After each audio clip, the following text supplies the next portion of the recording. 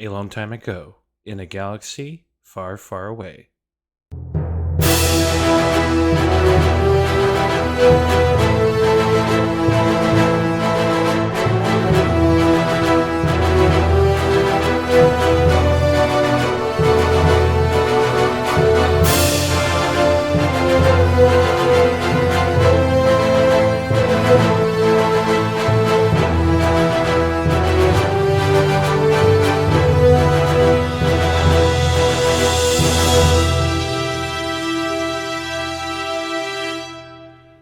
Hey, listeners. Thank you for joining us for a special behind the scenes edition of For Light and Dice. I am joined today by Hope, Jess, and Charles. Colton and Nathan couldn't join us today, but I'm going to try to circle back with them and do separate recordings with them. We just wanted to do a special episode because the bane of every gaming group's existence is scheduling. That's the true enemy, no matter who the villainous NPC is. If you're a grown ass adult, trying to find a time where everybody can get together and do a game, much less record a game, is very trying in these holiday times. But also, we just wanted to talk a little bit about the game itself on a meta level.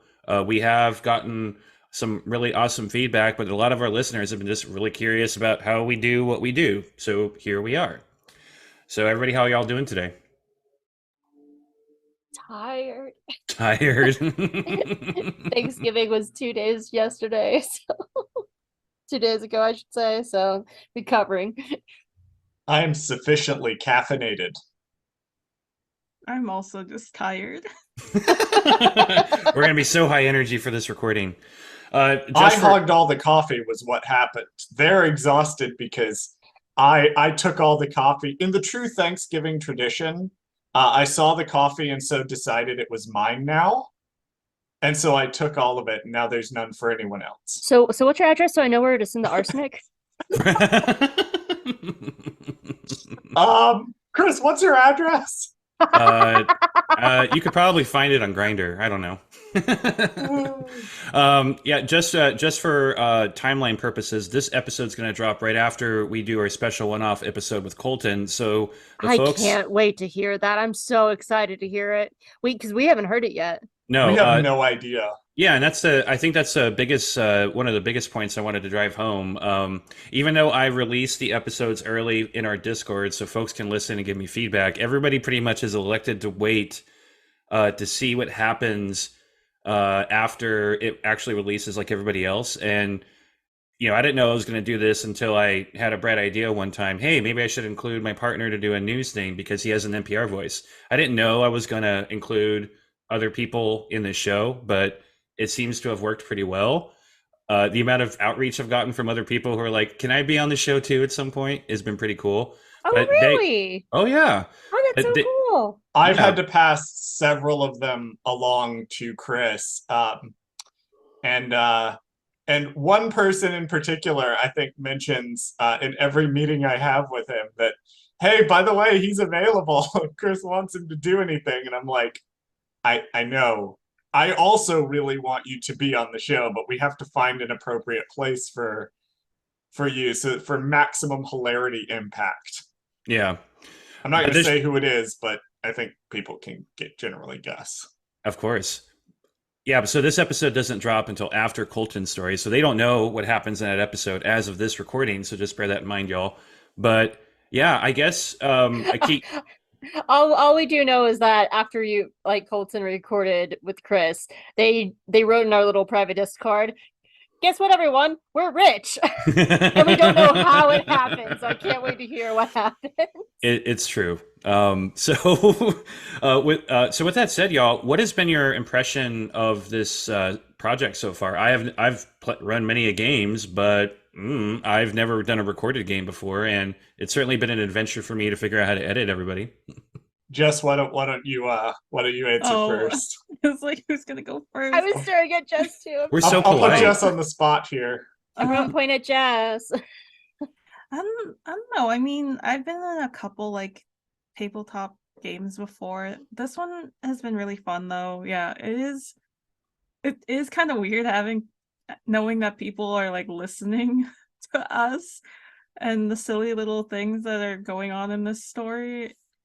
But overall, I guess I'm enjoying it so far. I really like where Chris is like leading us. I don't know where we're going, to be honest. But so far everything is fun and I'm having a good time. I'm just going with the flow all the time, to be honest. I'll go next. I'm a very long time role player, but I'm not a very big like TTRPG in the specific setting.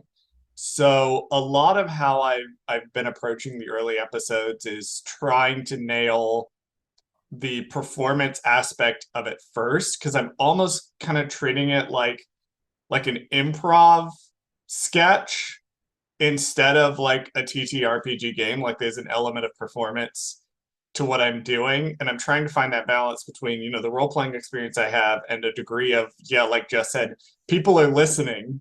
So this has to be funny and coherent and it all has to make sense. But then also like making sure, because I'm fairly new to the system, making sure like I'm like doing the rolls correctly, making sure the sheet is set up correctly, like the whole thing where I didn't have my proficiency bonus in for like 2 or 3 games. And one thing that's been really good about the approach too is because we have made it a point to stop and ask questions in the context of the game. It's been really good because that's sort of my weakest aspect. So when I have to stop the game to ask, hey, how does this work exactly? It's not so much a Charles is dumb. I mean, Charles is dumb, but that's not what it is. It becomes sort of an opportunity for the audience to learn along with me. So I think there's that element of it as well that I've been really enjoying, is that I get to sort of learn along with the audience. And when I screw up the rules sometimes, it becomes that learning experience for, oh, okay, this is how not to do this. So I've really been enjoying it so far. It combines a lot of different things that I really like doing. And I also don't get a lot of opportunity to act. So it's been fun in that sense. I'll kick the ball over to Hope now. I mean, Popcorn Hope. I mean, my answer is not too different from yours. Like, this is my first tabletop. I remember like watching my friends play in college, but my schedule was busy. I could never join them, and I always wanted to do something like Dungeons and Dragons, or something like this, or Pathfinder. And so that has been a lot of fun because I've been wanting to play a tabletop game for about 10 years now, and I just never had the group to do it. And so it's that's been a lot of fun to actually be able to like roll these dice that I've had for so long and could never use. And like Charles, like I've role played with my best friends and my friend groups and stuff like that, but never anything like that's a tabletop, because we do it like long form dramatic improv as well. And so that's been a lot of fun, and you guys have been like so lovely, being patient with me, just being like, I don't know how the sheet works. So like, because that is probably the most stressful thing. Like, I still don't know if my sheet's right, but we'll see one day. So it's been a lot of fun to be able to go on this adventure. And like when we first came up with this concept, we being Chris, Charles, and myself, like it's everything that I wanted it to be, but so much more. Like, everyone's been so kind and receiving it well, and I can't believe people are listening to us. And it's just been so much fun. And now we have like artwork of our characters, which is amazing. And yeah, like this has absolutely blew my expectations out of the water from like the day that the three of us sat down together in a Twitter DM, was just like, what if we did this thing? So Yeah. what about you, Chris? Well, so I've been doing tabletop role playing games since like 1999, so I'm pretty old school by every measure. My concern going into this, and it's always my concern every time I run a tabletop game, is the group chemistry. When I started doing tabletop role playing games, it was very counterculture. You were immediately a huge nerd if you did it, and in some sense, especially as a gay guy, being in college and watching all these other, newly open queers trying to figure out who they are and trying to discover like what they like and don't like. There's a lot of groupthink mentality, and you get like cast out immediately if you're like into video games, or especially if you're into tabletop role playing games. So I've had to role play with people who I don't necessarily get along with outside of the game, and that produces a lot of drama. And ever since then, I've been I almost have like PTSD when it comes to dealing with like group dynamics in a tabletop role playing game. I'm always worried whether or not people get along. And I knew for this game, the recipe of success was going to have to be the group chemistry. But within, I think, 5-10 minutes of us starting to play, I knew we had it. It was phenomenal for me. I mean, Hope, I think you and I, we had a side conversation where we were talking about feedback and what can we do better. And I told you, I was like, honestly, the group chemistry is so amazing and fantastic. I wouldn't change anything right now because it's rare. It's really, really rare for that to happen. And whenever I talk to people on the TikTok or the Twitter or anything about how do I get into D&D or other tabletop games, I have to warn them, like, finding the right group is the most important aspect of any game that you're going to play. And it's almost as bad, or if not worse, than dating. You have to, hang out, be creative with like 4 to 5, 6 people that you may not know very well. You do know very well. You've just never done anything like this with them. And something may not click well, and it creates a bad experience. So I was so happy that this game works so well because you all are so awesome and you work so well together. You play off of each other, which is so important. But also, I didn't know, I started listening to other podcasts, tabletop role playing games. I didn't know what the right approach was going to be until we recorded the first game and I started editing, and I went, oh, okay. So that's been like my favorite thing, is just like getting to figure out how we're going to present the show. And then, of course, I'm trying really hard to make sure that not only is it Star Wars, does it feel like Star Wars, but it feels like the High Republic. I have such deep respect for the subgenre of the High Republic that I want to make sure that when people listen to our show, it doesn't feel like a prequel, original trilogy, etc. Show. It feels like the High Republic. So I think we're accomplishing that together. And the challenge is going to constantly be making sure that we're staying High Republic. I don't necessarily care about canon like some people on this in this podcast, but I know just say me. Yeah, just like Charles. But I know I know a lot of people that listen to this show care about it too. So I want to be respectful of it, but also I need to let the listeners know I have zero control over what the players decide to do. I literally do not know how they're going to approach anything. I don't know how they're going to solve a certain problem or a challenge that I throw their way. It has been shockingly surprising in a good way when I see them just like try to figure out how to resolve an issue. I've had to like make stuff up on the fly, which is great. I'm prepared for that, but it's been wonderful in every sense of the word. I can't express enough how thankful I am that we're doing this with you all. Y'all are really awesome, and I'm loving running this game. So I wanted to say two things. Like, first of all, like on that last point, yeah, like I don't think any of us planned to steal a gonk droid. Nathan was just like, this is ours now. And now we have a gonk droid. Like they were set on taking that droid. But I just want to say, like, Chris, like, your editing is insane. Like, that's one of my favorite parts of listening. Like, the joy of hearing like Steph as Lorna D. None of us knew that was going to happen. And the way you take Grushkov's music, did I say that right? I want to make sure I get it right. Grushkov's music, and just like apply it to the show and the sound effects. Like, your editing is part of the reason why I love listening to the show again, and also to remember the things we've done, because memories are hard, guys. So yeah, it's just such a joy, and like you've put in so much work into the show, Chris, and like I can't understate that enough. Like, most of us just show up, but Chris is putting in so much legwork for it.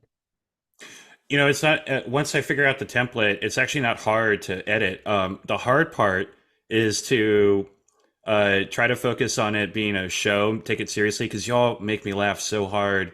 I have to pause what I'm doing, walk away, and calm down and get back into that editor mindset. But that's a good thing. I don't think that's a bad thing. It's actually fun and entertaining to edit the show. Also, it's funny editing a tabletop role playing game because there are some. Most of the time when I'm running games, you have at least one player taking notes, and generally I'm the one running the game. I'll take notes too, but it's not as detailed as like going back and actually re-experiencing the game. So editing this game has been an excellent exercise because I remember, oh yeah, we did this. This character said this thing. This very small thing came up. I'm going to put that away for later and make a big thing about that. So that's been super duper cool. I also I'm the player that takes notes. I hope one day we release those because you guys don't know, like Charles has been recording the games, but from Wynn's point of view and like data logs, and they're so interesting to read. And so like maybe if we ever have like a Patreon or something like down the line, we'll kick that can down. Like that could be a perk because Charles' data logs from the point of view of Wynn are just so much fun to read. I love going back through those. Because there's so many little jokes too that like you write like in jokes that are not in the show, and they're so funny. They're a delight. They're a delight to write because like a lot of times too, what'll happening is I'll jot them down, just kind of as we're playing. I'll make a note of something and then I'll go back later immediately after. It's my cool down from the session. Is I'll sit down and I'll like flesh them out and then I'll let the group Discord know like, hey, Wynn's data log updated. The fun part is that, it helps me keep the character consistency because I want to make sure Wynn's thought process and the way that they view things is consistent. And I remember not just what happened, but how Wynn felt about it. But the flip side of that too is because it's from Wynn's point of view, it only incorporates scenes that Wynn was physically present for.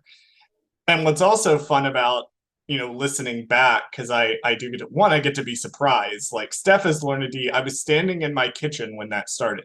I had my headphones in and I was making my coffee.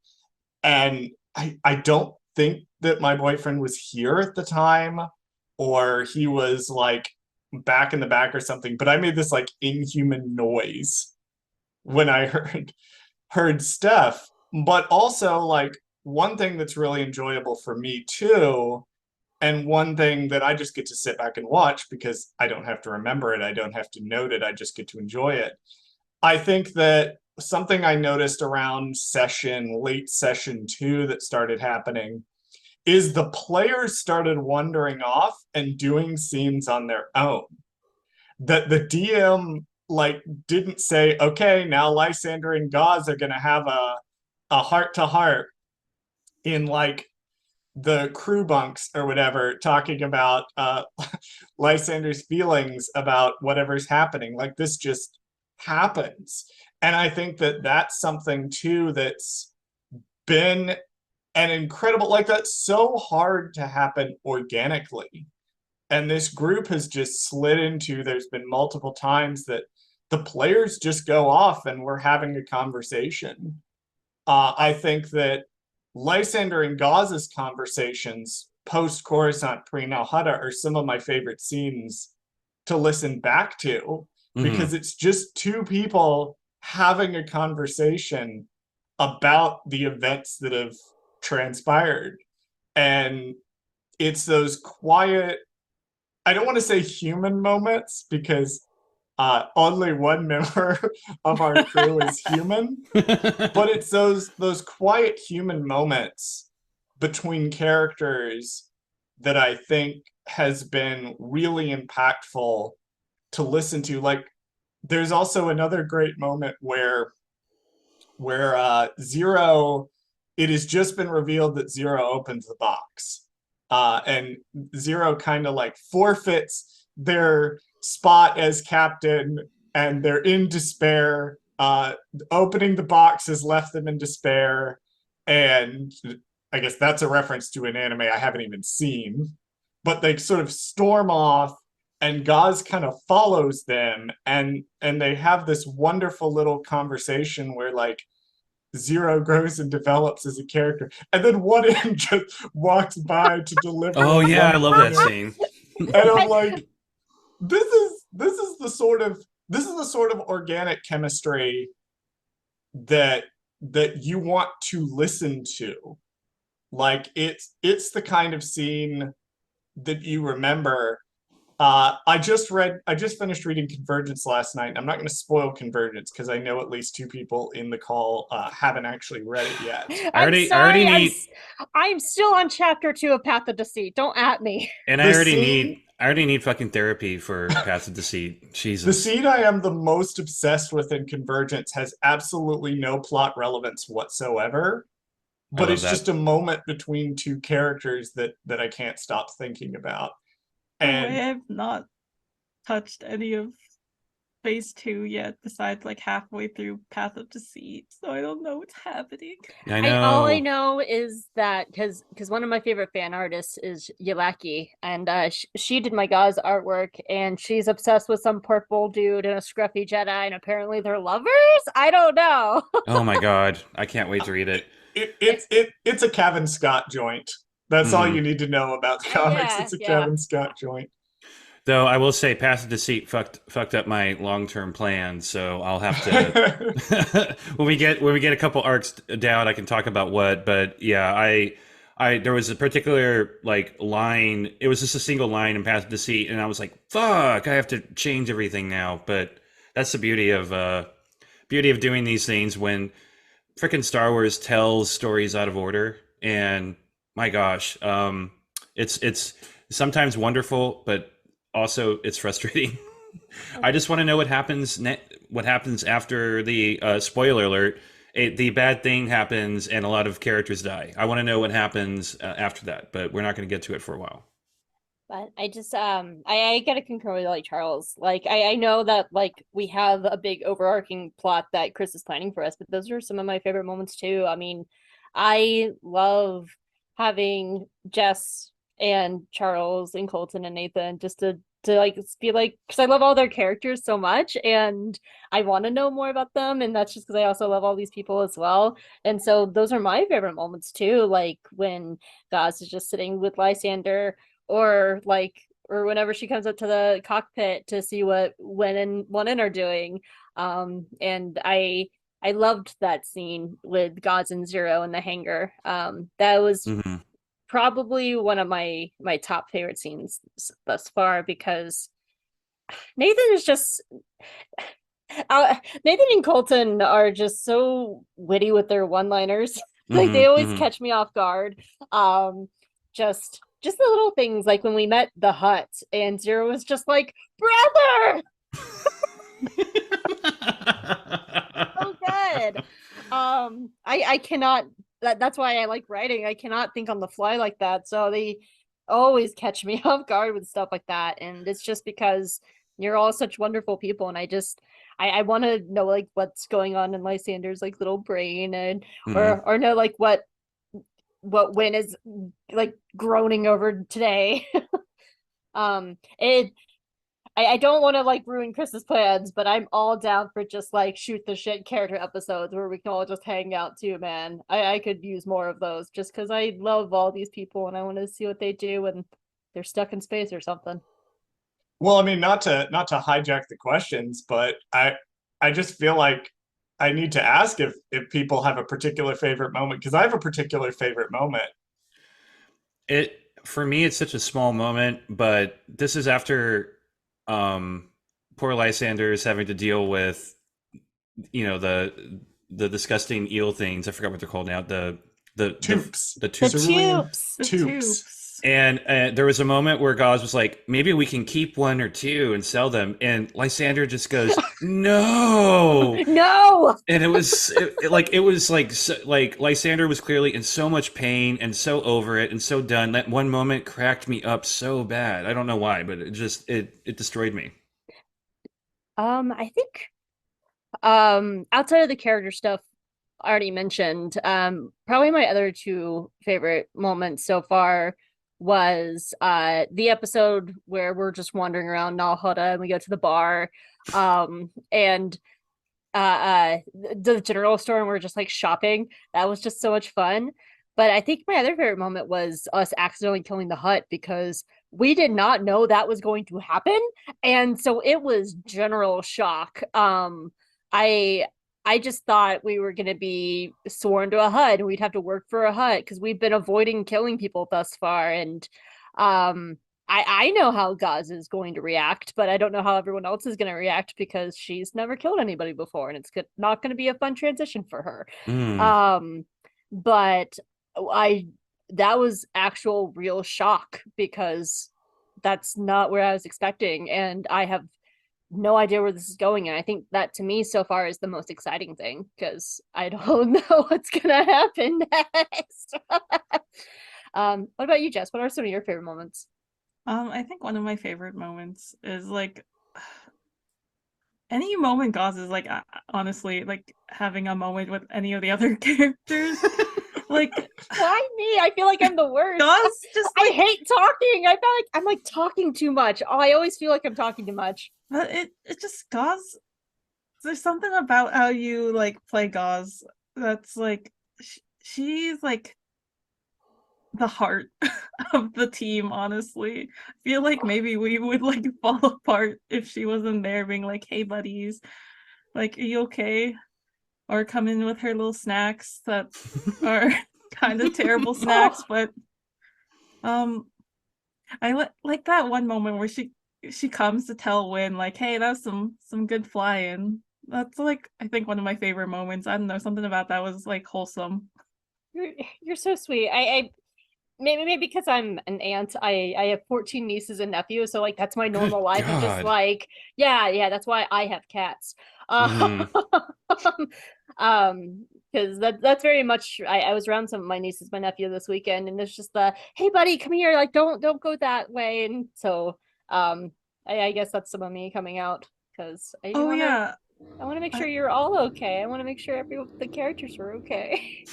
I also liked when we were pickpocketing on the training That was course. so fun.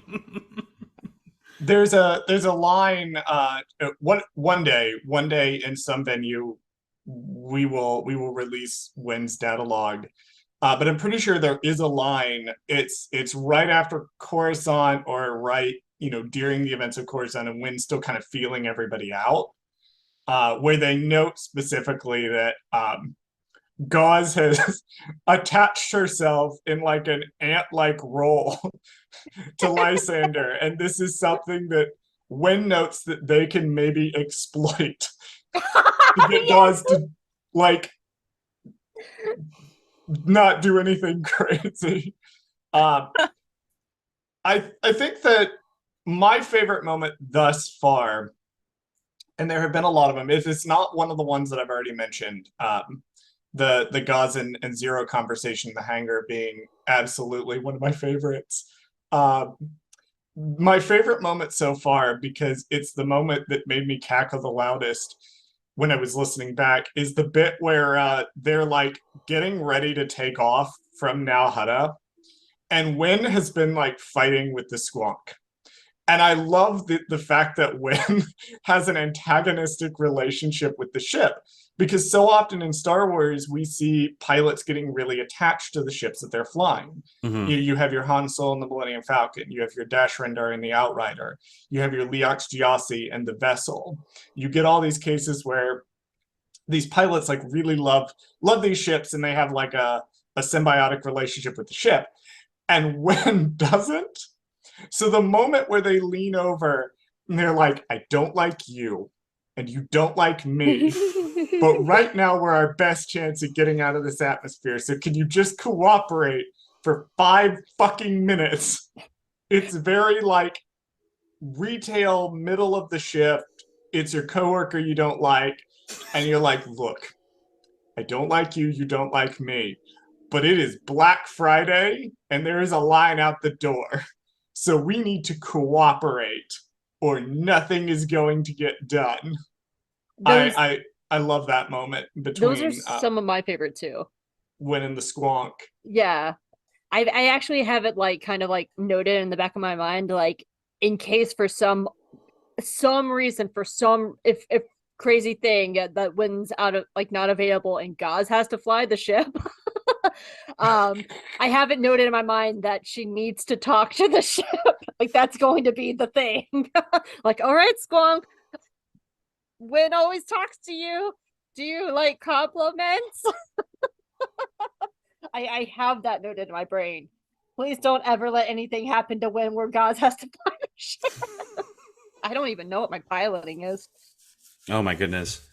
Why did I want to say Win X Squonk? I'm gonna put myself in a box now. It's because how long ago did you record Roop Outs? That was on Wednesday, so Then I can't even blame I that don't ship. know. This is entirely Jess's brain. Well, so we did ask for questions on social media. We didn't get that many, but I did take the liberty to reach out to the people so far that have been helping me, giving me advice, giving me feedback. Because I myself am, very nervous about doing this for the first time. Also, been a long time since I've done any Star Wars games, so I just wanted to, get advice from people who've been running Star Wars games for a long time. The topic that came up a lot actually was Lysander. Jess, you have a very unique character because you're the Force user of the group, and the Force is a very, very big aspect of Star Wars. And so, the question always comes from like more nerdy or tabletop roleplay gamers is about like power balance and how do you make sure that everybody in the party feels useful. And the idea had been for a while that Force users tend to be far more overpowered. But like, in my opinion, you really have to make sure to represent that burden and responsibility aspect of being a Force user. There are things that happen to you that other characters don't have to deal with. So how have you felt about Lysander so far, and the Force coming into play, and also the fact that nobody else in the party has to deal with that? Well, for one, I definitely don't feel like Lysander is like overpowered or anything. If anything, he's kind of just a little guy TM. If y'all could see his like actual like stats, he has like weak little baby arms. I think that anyone would be able to crush him immediately, especially since he actually doesn't really know how to use his Force powers at this moment in time. He knows that he kinda has some connection to the Force, which is why he's so fascinated with the Jedi. And he definitely is feeling insane right now because he's just like, why is no one else hearing the weird fucking voices? Please help me. For the most part, yeah, he is more on like the I am a little weakling nerd who doesn't actually know anything about like the galaxy because he's never left his home planet until quite recently. So it's fun, it's weird because most people were like, oh, if they're a Force user, they gotta be like a Jedi or like someone powerful, which is like, no, sometimes you're just a little nerd who is confused. Remind the audience. No. Remind the audience which planet Lysander is from, purely for the sole purpose of getting an Eli Vanto mention in the episode. Lysander is from Lysatra. I love that. The Eli Vanto planet. Yeah. I love that. I really I have again, we have no idea what Chris has planned for us in his evil maniacal brain. But I really hope we get to run into a Jedi one day just so I could see Lysander's response. Oh, I think Lysander would probably like explode. He'd be like having a little like fanboy moment, being like, "Oh my god, oh my god." Jess, have I gotten to tell you my perception of Lysander as a character? I know I've told Chris this, but have I gotten to tell you? No, I don't think you have. No, I want to hear this too. It is absolutely hilarious to me because Lysander feels like a character that, because of his own choices, has gotten stuck in the wrong story, to where Lysander is like this I hate to say it, but he's like this anime protagonist. No. He really is, but he's ended up on like this crew, and it's interesting because him, reconciling the parts of himself that maybe wouldn't necessarily suit him to this life has been a really fascinating look at this character's journey so far, to where he's having to deal with things that this character really should not be having to deal with. And so it's really fun to watch him. It's why his moments with Gauze are so wonderful to me, because Gauze kind of comes in and reassures him, no, you belong here. You're part of the team, you're part of the crew. And I think one thing that's been interesting for me watching this journey is him beginning the slow process of realizing, no, I'm not in the wrong story at all. I'm exactly where I need to be. And I think that's both important, and that's Star Wars. I Oh, still feel bad that my very first role ever in any tabletop was dumping soup on Lysander. oh yeah. I feel so bad about that still. It was fun. Although, yeah, Lysander didn't enjoy it, but I thought that was hilarious too. I thought it was hilarious too. That was my first ever. When I get my first ever nat 20, I'm gonna be like shooting off party cannons over here. I think I've gotten at least one nat 20 piloting roll. Or I might have gotten one or two dirty 20s. I still have never rolled a nat 20. I roll like shit, if y'all can't tell already. I have to be honest though. Is that why we've never been in combat yet? I mean, that was the reason why that happened when y'all were able to escape the hut summer palace. So yeah, that was funny. But I do have to be honest. I'm super intimidated, including book characters in the game. It's in the plans, but like what I remember recording. I was thinking about doing my own recording of Lorna D, but I knew Stephanie from my podcast co-host for my other podcast. I know she's a professional voice actress. I know she can do a French accent like that. And when she did Lorna D, first of all, we did that in one take, and then two, she was so damn good. I was just thinking to myself, my God, how am I going to do anybody very well? So I'm practicing, and I'm hoping someday to bust out my Marcion. So we'll see how that goes. I was about to say, if you bring in Marcion, Jess is going to panic. And if you bring in Loden, it's going to be a very not safe for work podcast that day. I'm so happy the character I'm unhealthily obsessed with is in phase 2. Axel Greylark, call me. Oh my God. No, but see, this is how we can have like another like little one of the rows ex a Jedi again, just like in Path of Deceit, but this time No. So they can see it, but listeners can't. So this right here, I have a not safe for work Star Wars pinup calendar right there, and it's by Lornica Kinzia. She was out of Russia, but she had to move for war reasons. But she did a series of not safe for work pinup calendars, and she has a male version and a female version. In the male version, there's a green Twi'lek like pulling down his pants, looking over his shoulder. I was like, Loden, you're staying on my wall at all times. And it Oh just my. lives on my wall, and it's my Loden calendar that stays up year round. I'm not obsessed. I am, but I'm not. I'm fine. There's no problems. I don't want to like throw him down and look and play with his lightsaber, and haven't thought about that at all very long distance, and have not written a 25-page slutty comic fanfic about him having sex. Loden is pretty hot. For Light and Dice. Well, Hope, how did you come up with Gauze?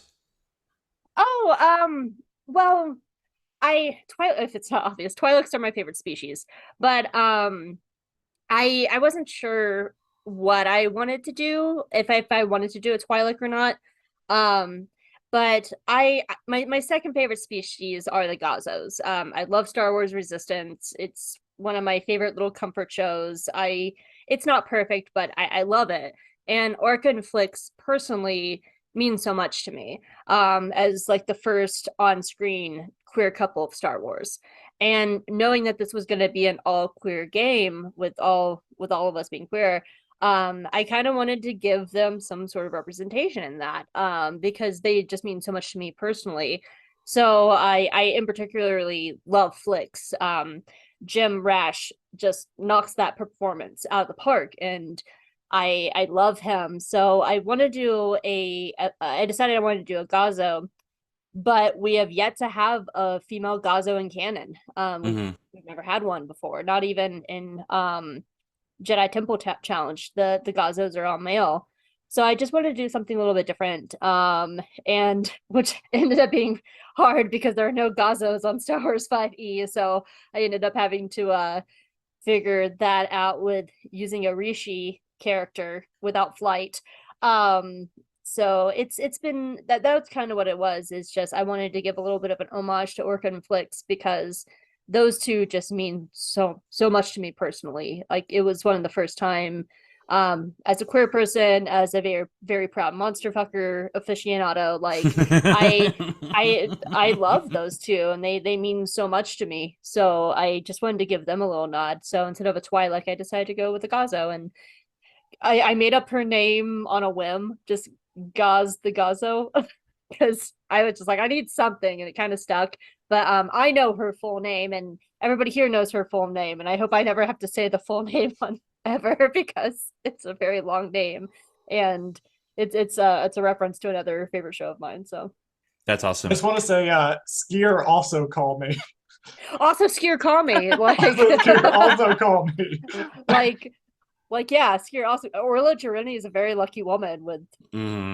Yeah, very lucky woman. I want to climb that lizard like a tower.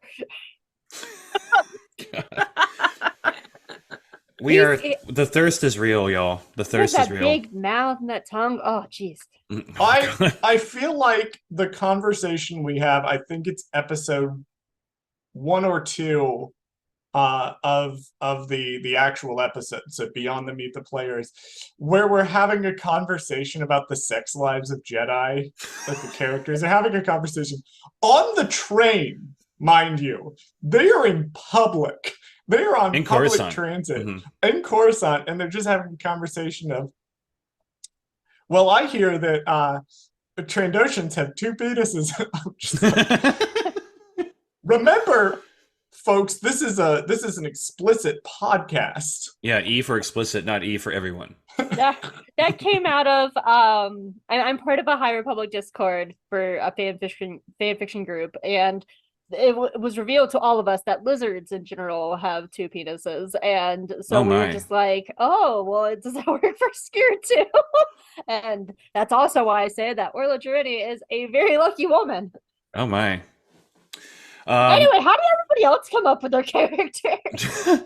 Well, yeah, how did you come up with one? Yeah, so I'll go ahead and answer real quick. Yeah, do it. Chris is gearing up for more questions. That was actually my next question. Oh, the next question was, how did I come up with Win?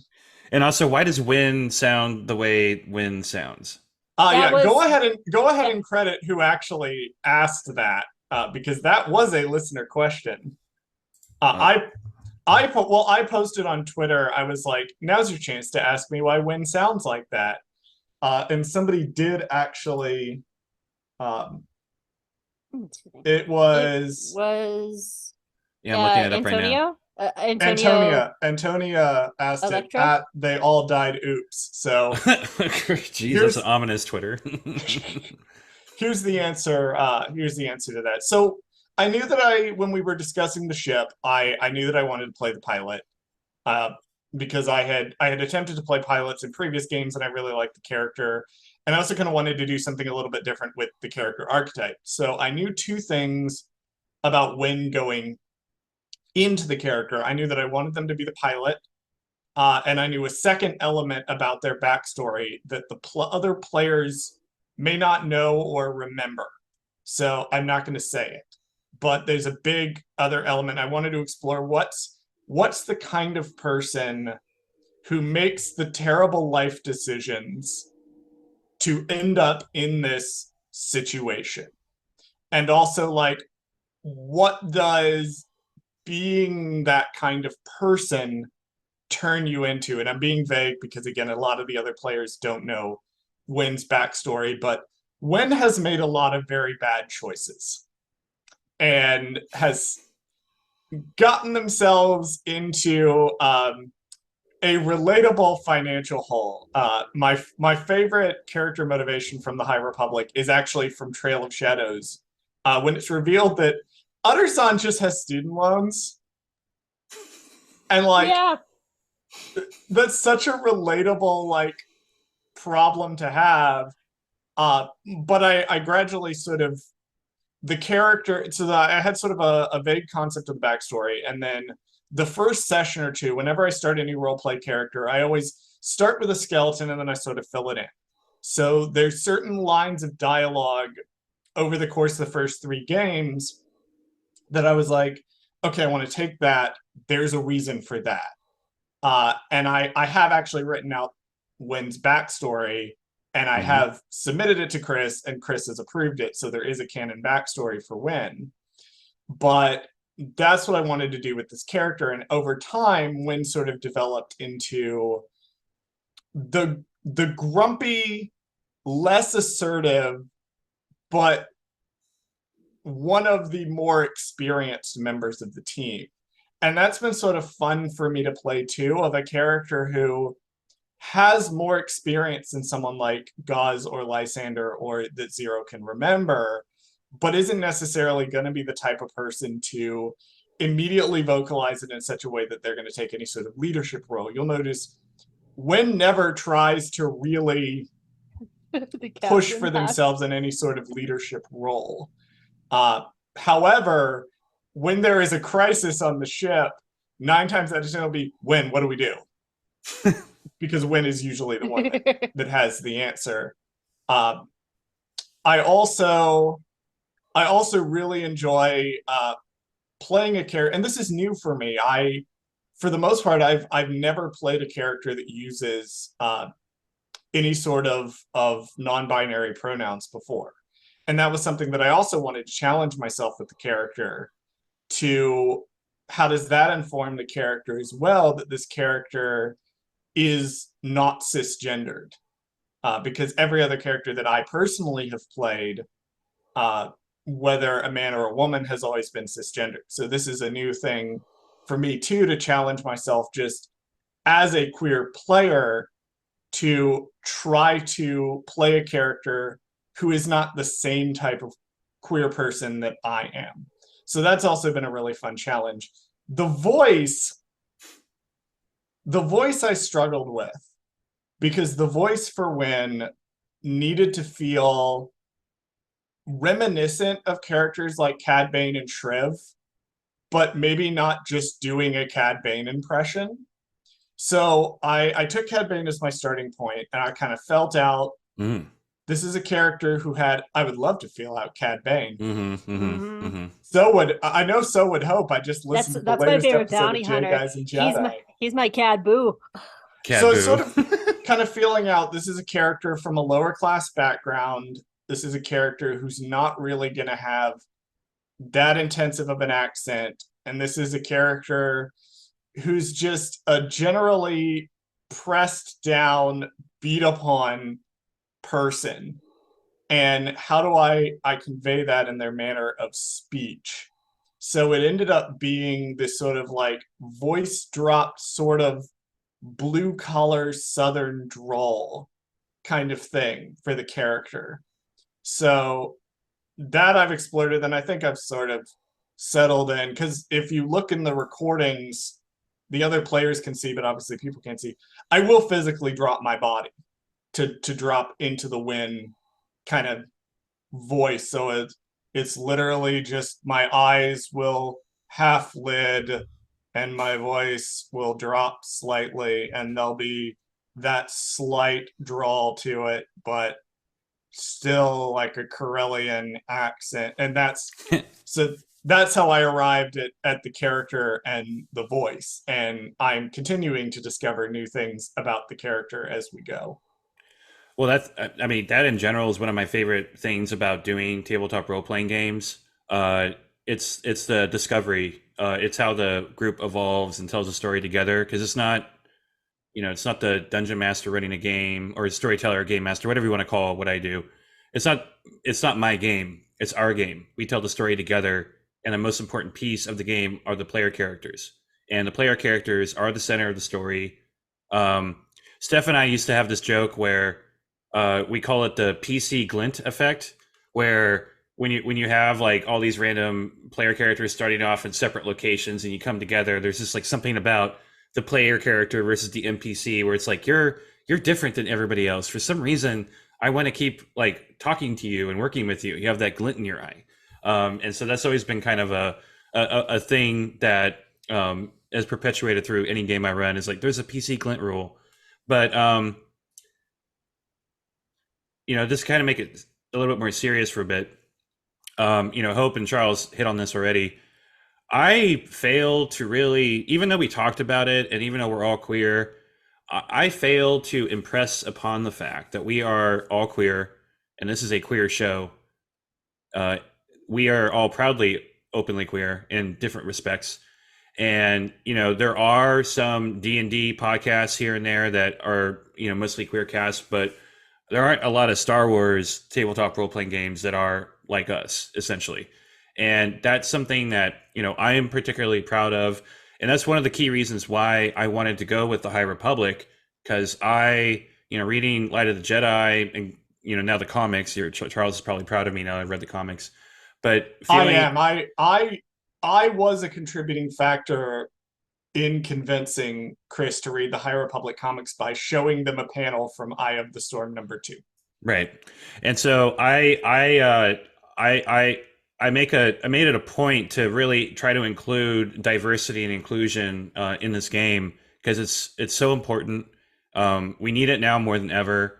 There were some reviews I had to delete on Apple Podcasts from haters and assholes and pieces of shit and whatnot because I don't know, for some reason people are so upset that we exist, but I do exist. We all exist, and it's not one of the key focal points of this show, but it is something I'm very proud of, that we're all very different people. We're all queer, but we're all, bringing something different to this table, this digital table. And I hope that people listening to the show feel seen in a way or feel heard in a way, because we're all doing something very different and not in our comfort zone, but at the same time, we're bringing an aspect of ourselves into the show that's not often represented in Star Wars in general. Yeah, I mean that was I just want to add before I hear how Jess created Lysander. That was I don't think we've talked about that. Something that was the ground piece of like one of the key pieces of when we came up with this idea, which maybe we should share. I mean, it was what, like April of It was a this long year? time. It was a It long was It time was a ago. while back. We've been it was trying to like make this game happen for a while. because I know it was around 221 BCon.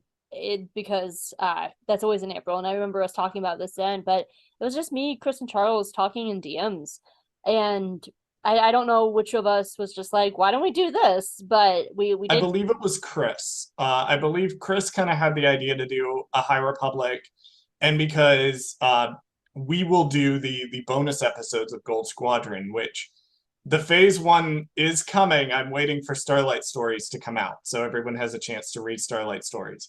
But I had both of you on twice, and so we already had the group chat going. And I believe Chris, you might have pitched it to me first, and then brought it to the group chat with Hope. Yeah, I don't remember at this point. But I'm vaguely recalling. Yeah. But yeah, I do know that this was something we talked about very, very early on that we wanted. Yeah, and so we all decided then like it had to be an all queer cast, and we wanted it to be High Republic because it was a time period that meant so much to the three of us. And so after that, it was just about finding the right people. And honestly, because we had talked to somebody else, but they had a job change and they couldn't do it.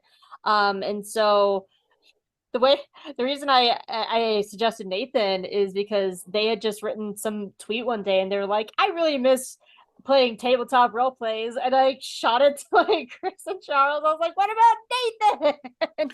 Yeah, and then Nathan suggested Jess, and it just kind of snowballed from there. And then you brought in Colton, Chris, and the team was Colton, assembled so fast. Yeah, Colton actually reached out to me and was like, "Hey, I would really love to do like a tabletop role playing game podcast." And I was like, "Well, Colton, guess what? We've been talking about that for a bit." And so it kind of lined up. I loved asking Jess because Rupalps is one of my favorite podcasts to listen to when I am trying not to get bored doing cardio on a cardio machine. It's just I need hilarity and chaos so bad when I'm doing cardio. So I was very excited to ask Jess to join. And so I think that's part of the group dynamics, is that why it works so well, is because we all wanted to do something like this going into it. I remember when Jess's name started getting floated in my direction, I was like, yes, yes, yes, yes, you should ask them. Yes, go do it. Well, I mean, that's been part of it because like Jess and I didn't really know each other before this, and we've been getting to know each other. So it's like I also, and same thing with Colton. I never talked to Colton either. And so like part of this also on top of just having this game is also getting to make new friends that I didn't know before. And so it's yeah, but it just after about what 6-ish months of us dicking around, kind of kicking the can around, it just snowballed very suddenly, and within like a month we were like recording our first session, and it was amazing. But that it just started in like us being like, hey, let's do this. But being an all queer cast was like always one of our foundational goals. Like that was one of the most important pieces, and that we all wanted to do. So And that sorry, go oh, ahead no, and finish. go ahead. I was going to say something too that I mentioned in my spiel about, how when as a character they came together. Something that was important to me was making sure that I was challenging myself to play a character who was more visibly queer than I am in real life. Um, and so it was something that was important to me to say, here is a character who, you know, uses different pronouns than I do, and that is a non-binary character, because I wanted that visibility in the character. I wanted, because that sort of changes how a character interacts with the world, and how the world to an extent interacts with them. And that's something that I wanted to make sure that I conveyed when I made the decision, okay, when is going to be he, they pronouns. That was something I wanted to bring across, because, it's very important to me just as a player to continuously challenge myself. And that's something that I've really been enjoying. It's a facet of Win that I've really been enjoying trying to think about as a character, because it challenges me to look outside my own specific bubble of my queer experience and look at other people's experience and say, okay, what can I draw from this to make sure that this character feels as respectful and realistic as possible, while also still having their flaws and still being a good person, but maybe not necessarily a kind one. So this is that was just something interesting for me when I was looking at, why is the character the way that they are? Yeah, but I do want to bounce off of that onto Jess and hear about how Jess created Lysander and their Yeah. relationship with that. I don't want to call him our little like pet twink, but he kind of is our pet twink. Wow. I hate to say No. it's so because like I know he's like what, like 21, He's 25. right? Like he's like the baby of the I want to like wrap him in bubble wrap and be like, don't go out there, sweetie, it's dangerous. I feel like that was also Lysander's parents, like, don't go out there, and he's like, goodbye. Peace. But So no, this is like Lysander's rebellious phase. yeah, he lived his whole life not doing anything. He's just like, you know what? It's time to go on a little adventure. But no, originally, I got really excited when you guys like first asked me to be a part of this because I was just like, oh yes, I've been wanting to play more like Star Wars like 5th edition because I would used to like be a part of a little game with some other friends.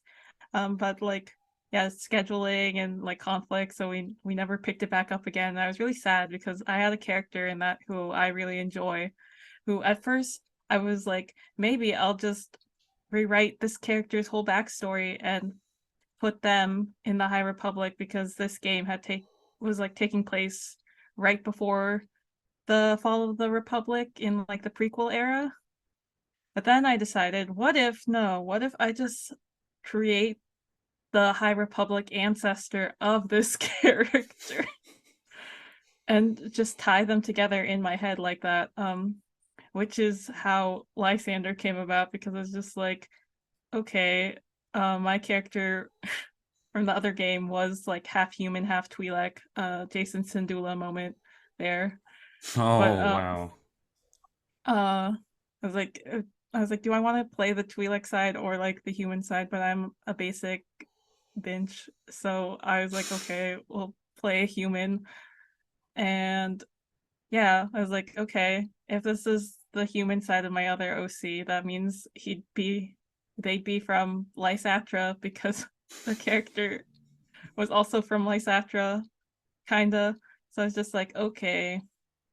Which is how Lysander is now here. And then I don't know, I was just like, think it'd be fun to play a Force sensitive character, but I didn't want to make them a Jedi because it was just like, Jedi, especially with everything that's happening in the High Republic. I was just like, no, No. I think not. The Jedi are kind of dealing with a lot, but I do want this person to have a fascination with the Jedi and be Force sensitive.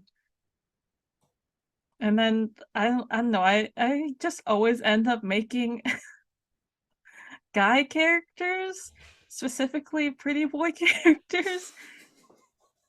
That is just what I relate to the most. Uh yeah, I just kind of been coming up with Lysander stuff on the fly because I was just like, I don't want to go too deep into a character and then have them not like mesh well with everyone else, especially since in the beginning we all didn't really know what we were doing. So it's just like, I'll come up with the most basic person. And I also didn't want Lysander to have some kind of like edgy sad boy background because a lot of my past like TTRPG like characters have like the like tragic backstory. I was just like, no, I just want Lysander to be some little guy. Now, I have to ask, did the name Lysander come from Lysatra, or Well, is it a Midsummer Night's Dream reference directly? Because it did end up inspiring Wynn's name too. hey, the thing with that is that I always tend to lean towards like Shakespeare play character like names. Yeah, like my other character who is Lysander's like distant descendant now, his name was Mercutio. He went by Mercy for short. And I have another character also for a 5th edition like D&D game named Tybalt. So it's just like, I have a lot of Romeo and Juliet characters now because I also have another one named Benvolio. So I was just like, let's go to another Shakespeare play. I was like, what about Lysander? Especially since he's from Lysatra, that will be really funny because I could also play off the fact and be like, oh, maybe his parents named him Lysander after Lysatra too because it sounds similar. That's funny. Oh my god. We don't talk enough about Lysander's cape. I am obsessed with it, and one of these days I want us to pull a ruse where we dress up Lysander to be like, to pretend that he's this like fancy rich man, and like we're all like his entourage bouncers. And like Lysander, I need to bring up Lysander's little capelet moment more often in the games. I love that cape. It was between the little half cape or like a poncho when I was like trying to come up with his design, where it's just like, and what? Zero got the poncho. Yeah, I was like, Zero has a poncho. Let's have a little half cape moment again. Well, Force users have to have one or the other, right? So part of your starting equipment. We're all just like Krennic and his crew, and we all get matching capes. Oh my gosh. Oh my gosh. Oh, Goss is looking for hats and bumper stickers and T-shirts everywhere we're going. Gonki is going to be full of bumper stickers if Goss Oh has my her way. god. Poor Gonk. Well, y'all, thank you so much for the discussion. We are going to record separately with Nathan Colton in the future, so we'll get their stories and their feedback as well, which I can't wait. But seriously, to you all, thank you so much for doing this with me. I could not have asked for a better group of people to do this with. And to our listeners, thank you all so much for listening. It's been a very rewarding project so far, and I'm so excited about our next recording session because that will be the 4th episode of our arc. It'll also wrap up the first arc and set the whole crew on a course wherever we're going to go. I do not know how it's going to turn out. I'm going to be freaking out. We'll see what happens. I'm genuinely terrified. Yeah, I was I'm going genuinely to. in suspense. I wanted to ask: is there something that you can slightly tease us with? That's not like a massive spoiler. As I eat my gauze Cheez-It. Your chaos Jesus. I do. I keep a big box of Cheez-Its right beside where I record because, like Gauze, I love to snack. I'll say this: there was a impromptu moment that happened on the Coruscant episodes that's going to inform what happens coming up. Ooh. So that, yeah. Oh no. I was trying to like think about like what happened in Coruscant again. Like, it could be anything. It could. Like, it could. Is it the hot Twi'lek that we ran into? That Zero and I'm not saying I ain't saying anything else. I'm saying anything else. Kill Let's see. the There's one. Gungan. Oh boy. We're gonna have to kill the Gungan for real. Was it the goat we gave food to? Like the goat, like he's gonna come back and be like, haha, I was Lena So the whole time. I'm so scared if we ever run into Lena So and the tap we're gonna get. My I gosh. like how well I think it speaks to like the quality of like the way that all of us as players are invested in the story, because I'm like, I've been thinking about since the last recording session, it's made me insane we couldn't make anything work, over the Thanksgiving holidays. Because I'm like, the last thing I know, we've just jetted off from Nalhada. A hut has just died. We are going back to the diner planet. We now know that like Win is 100% right in that the Nile are completely targeting the Squonk specifically. Like, I don't know what's gonna happen, and it's like I'll think, oh, I wonder when For Light and Dice is gonna release a new episode, and then it's like, wait a minute, I'm on the cast of For Light and Dice.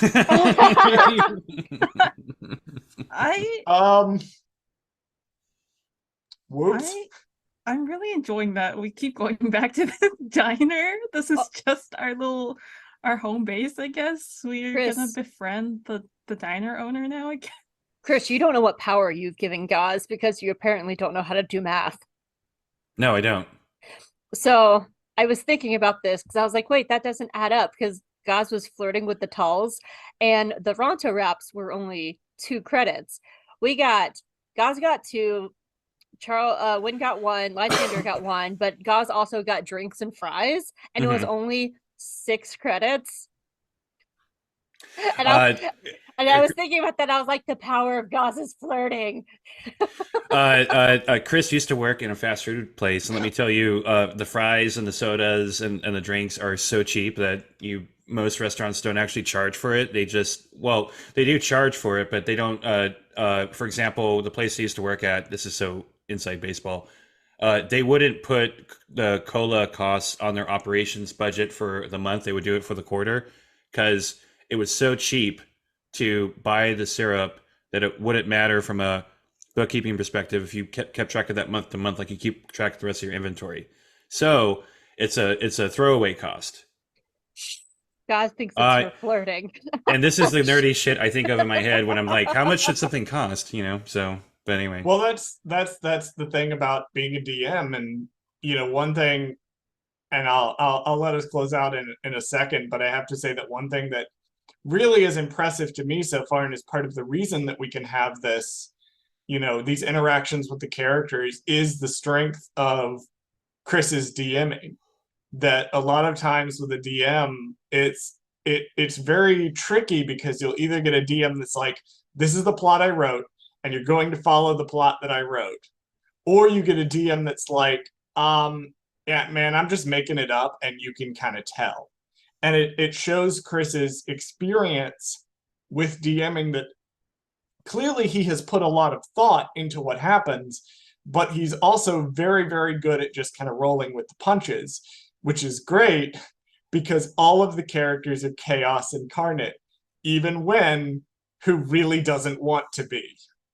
So I think that's something that cannot be taken for granted in the game, is the way that Chris handles the DMing with such both care and attention, but also, yeah, I mean, you can take the gonk droid. It's not nailed down. It says gonk. You're triggering my imposter syndrome right now, Charles. But when I think about running a game, I relate it to like doing an event plan. Like if I'm playing a party, the party may have a theme, it has a venue. I want to make sure there's food, the tables, the chairs are all lined up in a certain way. You're trying to picture how where people are going to move and gravitate towards. So you want to make sure there's plenty of walking space in certain areas.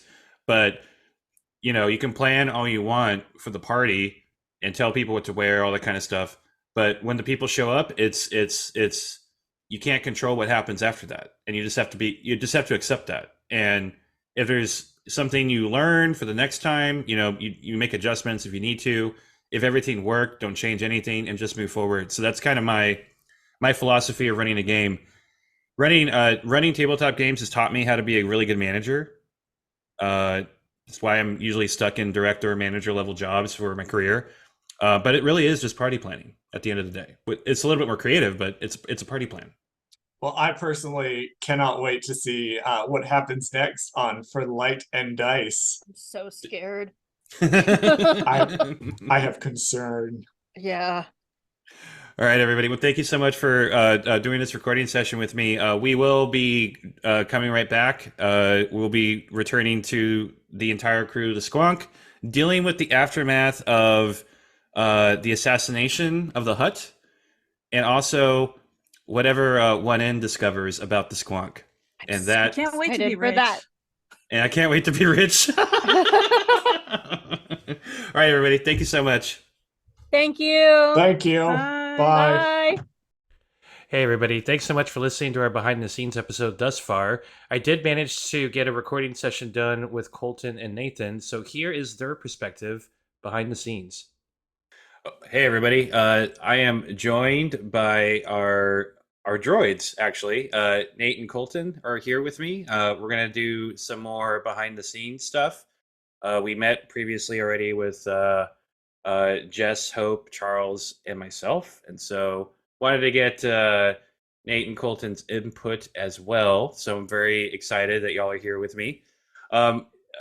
We've gotten, y'all may not know, but we've gotten a tremendous response pretty much from all of the characters. But I think one of the leading pieces of feedback is how much people are loving the droid characters, especially, it's no surprise people love Gonk, but you two in particular have been pretty hilarious, and it's been so wonderful running a game for you all. And so I guess my first question to you both is, what do you think of the game so far? What expectations did you have going into it, and what about what are you at now? I'm loving it. I'm absolutely loving it. I've always wanted to play a droid in a Star Wars game, so I'm finally glad I'm able to live live the dream. Also, I didn't really have any expectations going in, because I know nothing about the High Republic, except for one or two things that I just have no context for. So I'm just so excited to experience this this whole bit of Star Wars for the first time through this game, which is fun. That's awesome. Yeah, I've been loving it too. As far as expectations go, I don't know. I wasn't sure how I would like Star Wars 5e. I've been playing D&D for a couple years now. So I wasn't sure what it would be like playing with Star Wars 5e. Also doing this podcast format and like how that would work. I've not played a game over Zoom before, like a lot of that stuff that I wasn't sure how it would work out, but I've been loving it. And one of the things I've loved about this game specifically in comparison to, games I've played in the past is a lot of the games I've played in the past have been very combat heavy, very, role heavy. You know, I've typically played in person, so we've had like battle maps and stuff. And so with, doing it over Zoom and just the type of game we have, it's been a lot more role play. It's been a lot more improv with our fellow players, and that's been really fun to build out our characters, build out this story in this world, just through role play. And yeah, when we get to roll dice, it's fun. But honestly, the best part is just playing off of everyone on the show. Yeah, I'd been resistant in the past to try to do tabletop role playing games online like we've been doing, but when COVID lockdown came, there was nothing else to do, and I had tried so many different tools and such to try to emulate the in person experience, but I think when lockdown forced me to have to learn how to run a game online or play a game online, I ended up playing D&D specifically, I think five days a week, and learned very quickly, like, the differences and the different things you can utilize. But we're definitely, just for the listeners out there, we're definitely going with a more theater of the mind approach. I did have combat planned. I really, really did. But the other character of this game is essentially the dice. I do enjoy the chaotic aspect of a tabletop role playing game. I never run games on rails. I don't like to force players to do a thing, another thing. But the consequence of that is the unpredictable nature of what can happen at any time. I think the game session that I did with Colton, which is the episode that dropped right before this one, which just listeners, just so y'all know, no one at this point of recording, no one has heard that episode yet. It's about to drop. But that was a lot of that was very. I had a loose idea what I wanted to do, but I also knew that Colton had a loose idea what they wanted to do. So I think that coming together, that one episode is going to be really interesting to see what people's reaction is going to be. And we talked about with the other group, like the opportunity to doing more like one-on-one or smaller games where like individual characters can kind of go off on their own, because in Star Wars you have like Clone Wars where you have like odd pairings of random characters going off and doing like a quick story, and definitely want to get into that, but we have a lot more to go as a crew before we do that. So that's awesome. What have been kind of your favorite moments so far? I mean, there's a lot. I mean, one of them is the very scary, I'm assuming, Twi'lek, given the French accent that apparently is very angry, or yeah, I think angry is the correct terminology at us, which I don't know who that is, so like this is a fun mystery for me. Also, Steph did an absolutely amazing job voice acting. And also kidnapping that poor gonk droid was quite enjoyable. And also I enjoyed everything about my my time alone in the ship that definitely won't have consequences. Yeah, I also I loved the Steph coming on as Lorna D. That was great. In terms of the stuff we did, I mean, yeah, bringing Gonk on and the various misadventures that followed were great with that. I've loved how we've sort of woven in our own Jedi lore about like how different characters gossip about the Jedi and how we talk about them and their various interpretations throughout the galaxy, how people viewed them. I've really enjoyed kind of bringing that new perspective to Star Wars. Yeah, I think when I recorded everybody else doing this behind the scenes episode, there was some consensus that the Trandoshan two penis part was very funny, and it absolutely sealed the deal on us being an explicit podcast. So, that it's just the nature of anything I touch. I am a rated R human being. I can't.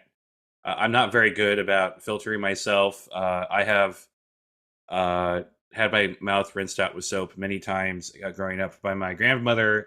So it's just the nature of the beast with me. So I'm glad that we settled on the adult nature of the story so far.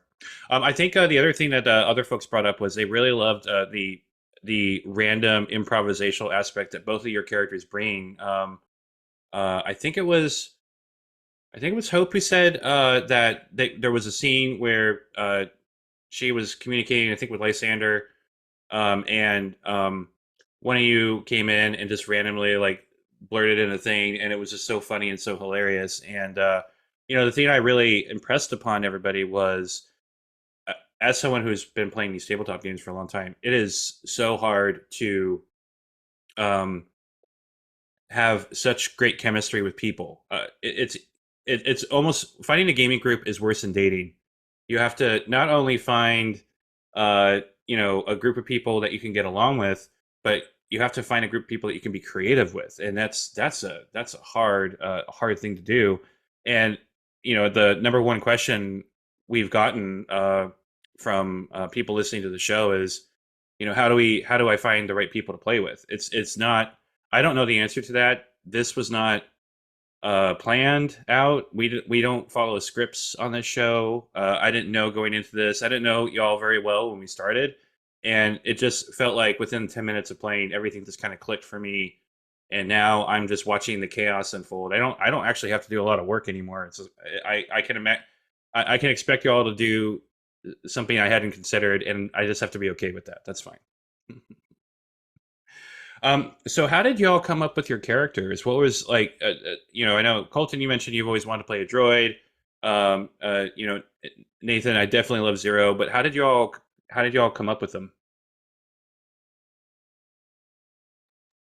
So IA1N was actually uh recycled from one of my old characters.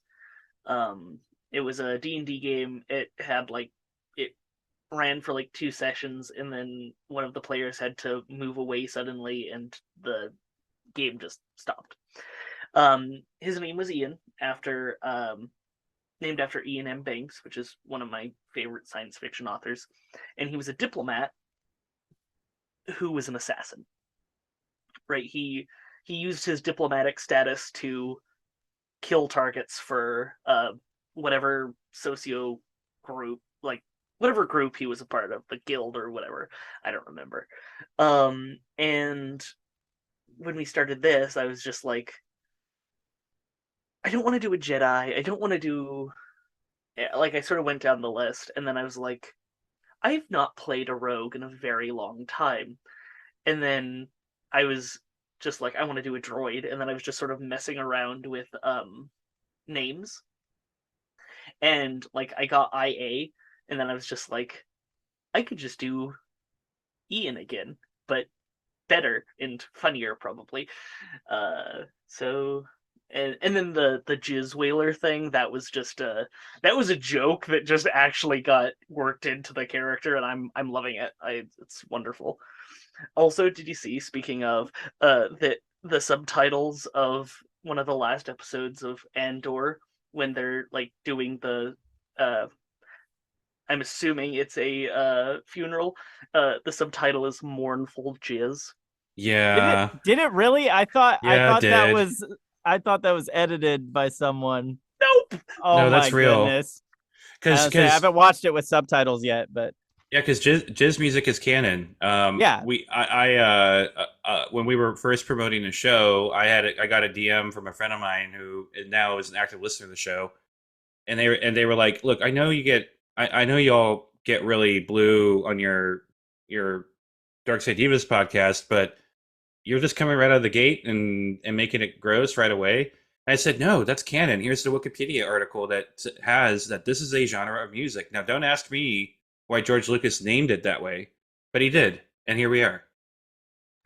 In his infinite wisdom, may he rest wherever he's resting. Is he? He's not dead, is he? I he don't is think not No, dead. so. wait, No. He's working on a museum right now.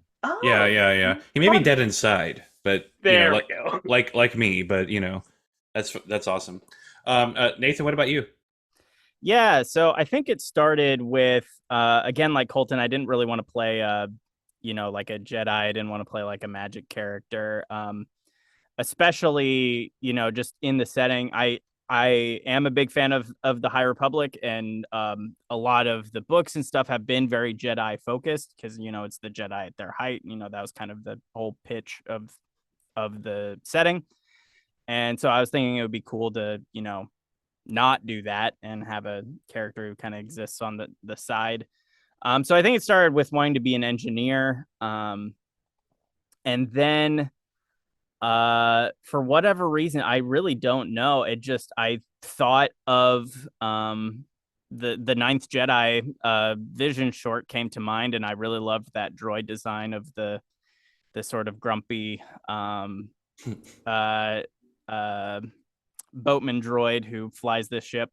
Mm-hmm. And so I was like, that would be a cool droid design. I could play a droid, and then just the idea of I was just building the character, and I saw one of the background features was amnesiac, and I was like, well, there's lots of opportunities for comedy. There's lots of fun ways to sort of introduce the world to people who may not be familiar. Again, sort of how we've kind of comedically talked about the Jedi. Like I think that started with Zero being like, what do you keep talking about these Jedi? I don't know what you're talking about.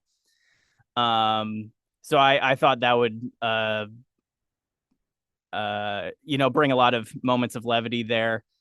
And then that just kind of led to, oh, what if this droid was just kind of found on this ship with no memories, and what would that do to their sort of view of themselves? Maybe they think they're the captain, and then that's kind of where all those hijinks ensued from. So yeah. Yeah, we've gotten a lot of positive feedback about the competing captain situation, so that's awesome.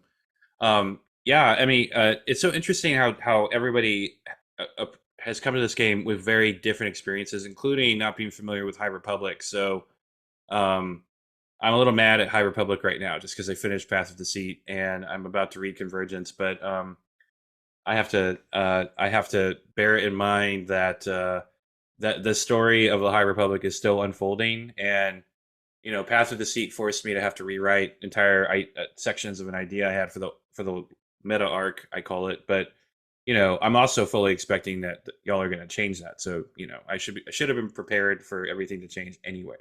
I'm But yeah, so curious what you mean by that, because for those who don't know about the High Republic, the current phase of books is 150 years before where we're playing. So the fact that something in Path of Deceit made you want to change things is very interesting and exciting to me. yeah. Out of the hopes that Colton's going to read the books, and I'm not sure. I would be surprised if there are people listening to the show that aren't fans of High Republic, but maybe there are. I don't know. But if y'all are not reading Star Wars: The High Republic books, they are really good. They hurt so good. They hurt so good. And I really hope Disney or Lucasfilm, whoever makes the decisions ultimately to work on stuff, I really hope they do like either live action or animated High Republic content. Like I know Acolyte's coming out, and that's technically in the High Republic, but it's not in any period of the High Republic with that the books are in right now. So. Yeah, it's like the very end they said, but we do have for animation, it's for littler kids, but they have the Young Jedi Adventures that is coming out, which That's true. I believe is in the main High Republic timeline. That's awesome. Hopefully, it'll be happy and joyful, and there will be no death. It's for little kids, so that's kind of what I'm hoping for. I mean, What- though it is Star Wars, so like you It's never Star can Wars. you never can be sure. Clone Wars was a kids show, and they showed many a decapitation. Oh my gosh. Well, isn't Path of Deceit technically a young adult book? Yeah, I think it's YA. Yeah. Which Yeah. is, like I believe it's like 12 to 15 is where they sort of Okay. See, put I that thought. gap. See, I thought it'd be younger than that. So that's awesome. Yeah. So, last question, I guess. Where do you think the game is going to go from your perspective? I um so I've heard mention of something called a starlight beacon. That might be important. I don't know. But it's looking like, given what I'm unfortunately not actually caught up with the podcast, which means I've not listened to what everyone else was doing while I was alone when I had to leave for a bit. So I'm assuming the Hutts don't like us, because I've heard that something happened with them. So I'm interested to see how that goes. And then I think I think we're going to be worried. I think we're going to have to be cautious regarding underworld sort of things in the immediate future, because of also what I did. I think the Pikes will be happy, but that's yet to be seen. Yeah. A quick spoiler for Nathan. One end has officially popped the intentional murder cherry. So that is a thing that's happened. So we'll see how that goes.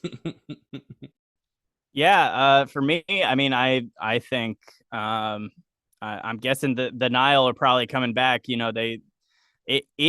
the universe, as far as like the stuff we've interacted with, we only met them the one time, but you keep cutting back to them in the show, so I assume they're gonna come back in some way, which leads me to think I don't think the box is what they were after, which leads me to think there's something important to the Nile, either the ship itself, something on the ship, or maybe even one of us droids is giving off a signal that the Nile are interested in. But I think that's kind of where it's heading. We've got something they want, and they're gonna find us probably because we're not the best at hiding. I mean, I think I know what they want. At least I think. Yeah, no, I think that I think when you listen to my bit, you'll find out what they are looking for. So that'll be fun. Very excited. Yeah. That's awesome. Yeah. Well, again, seriously, y'all, it has been an extreme pleasure to run this game for you all. I cannot wait for our next game session. I've said this throughout the recording with the other group, but we're only about to have our third game session coming up very soon, and I've been looking forward to it. I've been dreaming about it, so I cannot wait to have it. It's so wild to me that we've only played 3 times. It feels like we have been playing for months, but just that it's only been 3 times is wild to me.